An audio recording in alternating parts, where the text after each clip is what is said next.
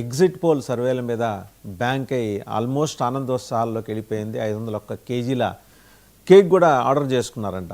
అంటే ముందరే వాళ్ళకి ఫలితాల గురించిన ఒక అవగాహన ఉన్నట్టుంది. అండ్ కాంగ్రెస్లో మరి ఏమాత్రం ఉత్సాహం కనిపిస్తున్నట్టుగా అయితే జాతీయ స్థాయి ప్లాట్ఫామ్స్ చూస్తుంటే కనిపించట్లేదు. బట్ వేరాస్ ఉత్సాహం జూబ్లీ హిల్స్లో మాత్రం స్పష్టంగా కనిపిస్తుంది. సో అంతిమంగా ఏంటంటే ఈరోజు ఒక రకంగా దీన్ని రిఫరెండం లాగా చూస్తుందేమో ఎన్డీఏ గవర్నమెంట్, చూస్తుందో లేదో తెలియదు. ఎందుకంటే Bihar such a big state, 243 assembly స్థానాలు, రకరకాల ఈక్వేషన్స్.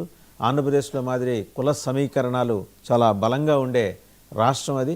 నితీష్ నిబద్ధతని మించి బీజేపీ ఎదక్కపోవటం బీజేపీకి అక్కడ మైనస్.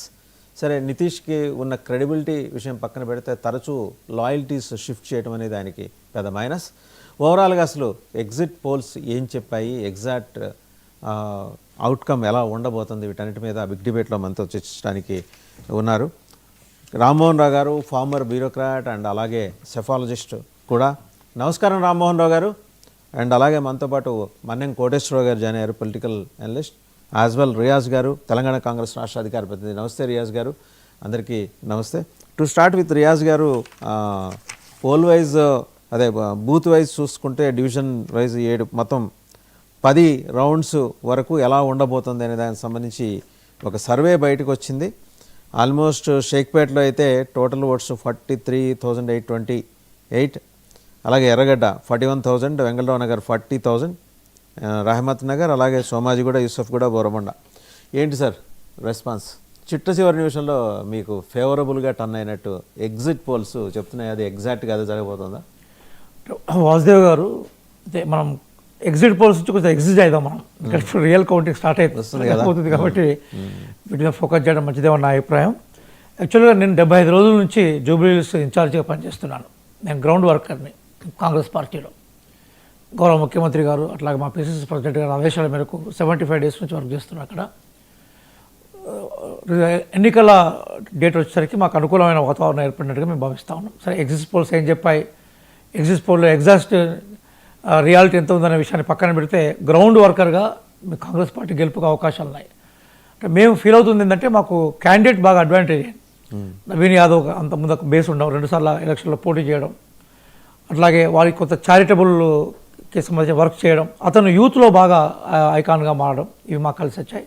అట్లాగే ముఖ్యమంత్రి గారు లాస్ట్ 10 డేస్ పూర్తిగా ఫోకస్ చేశారు. మా ప్రభుత్వ పథకాలు ఏవైతున్నాయో వాటిని మేము తీసుకుపోగలిగాం. కాకపోతే ఒక బాధాకరమైన విషయం ఏంటంటే అనుకున్నంత పోలింగ్ జరగకపోవడం అనేది సరైనది కాదు. ఎందుకంటే గట్టి ఎక్సర్సైజ్ చేశారు మీరు, మోటివేట్ చేయడం ఇదంతా చేశారు.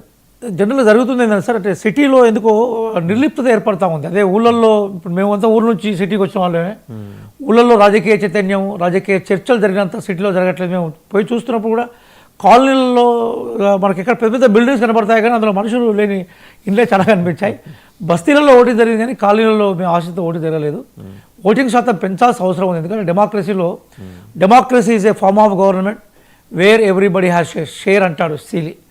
ప్రజల భాగస్వామ్యం లేకుండా డెమోక్రసీ పరిపూర్ణంగా కనిపించదు. జూబ్లీహిల్స్లో కొంత ఓటింగ్ శాతం పెరిగితే అందరం ఆనందించేవాళ్ళం. సరే, ఏదైనా కూడా యూత్ పార్టిసిపేషన్ అయితే బాగానే కనిపించింది. ఎక్కువగా కాలనీల నుంచి ఓటింగ్ ఎక్కువ జరగలేదు, బస్తీలలో మాత్రం కొంతమేరకు ఓటింగ్ జరిగింది. మొత్తం టోటల్గా ఈ 75 డేస్ ఎక్స్పీరియన్స్లో నాకు అర్థమైందంటే ప్రభుత్వ విధానాలను కనుక కరెక్ట్గా వివరించడంలో కార్యకర్తలుగా మేము సక్సెస్ అయితే ప్రజలు ఓట్లు వేసే అవకాశం ఉంటుంది అనుకున్నాం. మేము ఆ ప్రయత్నం చేసాం, ఆ ప్రయత్నం సక్సెస్ అయినట్టుగానే ఉంది. అందుకోసం సరే ఎగ్జిట్ పోల్స్ ఏం చెప్పాయి అనేది పెద్ద ఇష్యూ కాదు కానీ గ్రౌండ్ రియాలిటీలో మాత్రం మాకు అనుకూలంగా ఉన్నట్టు. డివిజన్కి 2 మంత్రులు ఆల్మోస్ట్ క్యాబినెట్ అంతా జూబ్లీ హిల్స్లోనే కూర్చుంది కదా. లాస్ట్ 1 వీక్ అండి అది. అంటే బిగినింగ్లో అంటే మేము ఒక పద్ధతి ప్రకారం చేసుకున్నాం. వాసుదేవ్ గారు మొట్టమొదటిసారిగా చైర్మన్స్ వేశారు. మేము దాదాపు 14 మంది చైర్మన్స్ 7 డివిజన్లను తీసుకున్నాం. చైర్మన్లు పోయిన తర్వాత మొట్టమొదటిసారి కార్యకర్తలను మేము సమీకరించి, ఎందుకంటే మనకి సిటీలో కార్యకర్తలకు సంబంధించిన విషయాలు ఏంటంటే పల్లెటూరులోనూ ఊళ్ళల్లో కార్యకర్తలకు సంబంధించిన నిర్దిష్టమైన నిర్మాణం ఉంటుంది. సిటీలో జనరల్గా మనకు పూర్తి స్థాయి కార్యకర్తలు దొరకడం కొంచెం ఇబ్బందిగా ఉంటుంది. మేము మా కార్యకర్తలు సమీకరించుకునే ప్రయత్నం చేస్తాం. లాస్ట్ టైం కూడా మేము ఓడిపోయింది ఎంత సార్, 16,000 ఓట్లతో కదా అజరుద్దీన్ గారు ఓడిపోయింది. అప్పటికే అజరుద్దీన్ గారు కూడా లేటుగా టికెట్ ఇవ్వడం అనేది కొంచెం అప్పుడు ఇబ్బందికరంగా ఉండే. ఎర్లీగా వస్తే లాస్ట్ టైం మేము గెలిచే సీట్ అది. 16,000 ఓట్లతో ఓడిపోయాం. మనకు 8,000 ఓట్లు కవర్ చేసుకుంటే గెలిచే సీట్ అది. కాబట్టి ఆ కార్యకర్తలు సమీకరించుకొని చాలా గ్రాడ్యువల్గా పోయినాం. తర్వాత మంత్రులు మాకు ఆల్రెడీ 3 మంత్రుల్ని మొత్తం వేశారు. అభివృద్ధి పనుల మీద ఫోకస్ చేశాం మేము. అయితే అక్కడ కార్పొరేటర్లు అంతమంది బీఆర్ఎస్ నుంచి గెలిచిన కార్పొరేటర్లు కూడా కాంగ్రెస్లోకి రావడం కూడా మాకు బాగా ఫలించింది. అట్లా అభివృద్ధి పనుల మీద మేము ఫోకస్ చేసిన తర్వాత ప్రజలకు ఒక నమ్మకం ఏర్పడింది. కాంగ్రెస్ పార్టీ అధికారంలో ఉంది కాబట్టి కాంగ్రెస్ పార్టీని బై ఎలక్షన్లో గెలిపేయడం వల్ల అభివృద్ధి కంటిన్యూ అయిన నమ్మకాన్ని మనం ఇవ్వగలిగినాం. చివరి దశలో లాస్ట్ 10 days ముందు మంత్రులు అట్లాగే ముఖ్యమంత్రి గారు ఫోకస్ ఎక్కువైపోయింది. ఒకసారి రామ్మోహన్ రావు గారి దగ్గర వెళ్తాం. రామ్మోహన్ గారు నమస్తే అండి.